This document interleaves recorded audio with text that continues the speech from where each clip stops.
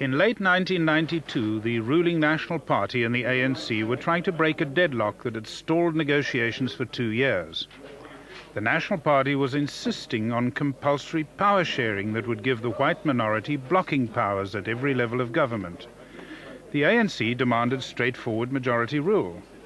While the white extremists boycotted the negotiations, the two major players got together. We started having what we call boss berats, that is, talks away in the bush between the ANC and the government. One of the ANC negotiators was Joe Slovo, chairman of the Communist Party. The party had been allied with the ANC for decades. Slovo was on the ANC's executive. He had supported the Soviet invasions of Czechoslovakia and Afghanistan.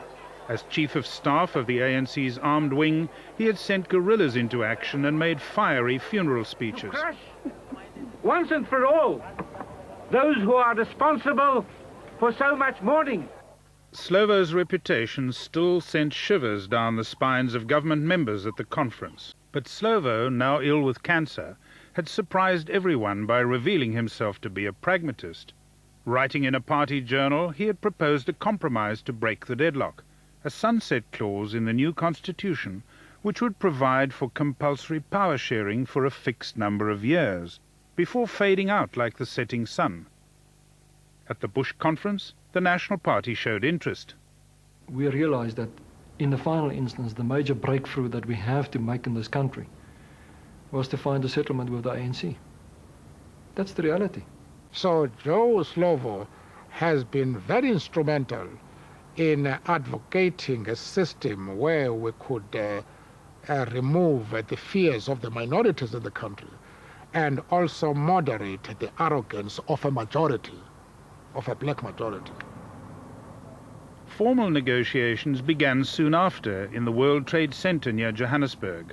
The ANC and government agreed that the power-sharing coalition of major parties that would run the country would last for 5 years. Other parties had to accept. There were, at the multi-party talks, 26 parties altogether. But every level-headed South African knew that essentially the settlement would come through what the government and the ANC could agree upon or not. The one had the power and the other one had the majority support. The carve-up between ANC and National Party angered Afrikaners of the right wing, dominated by the Conservative Party. You can see this process of ANC National Party cooperating against the rest. For example, if there's some problems or suddenly there's a veto or something that's just got stuck, then firstly Slovo will pick it up. And you can see he sort of writes a small note to Ramaphosa. Ramaphosa would then wink for Rolf Meyer, and the two of them will go outside. They would formulate some sort of proposal, come back, the one would propose, the other one would second it, and it was just being forced through.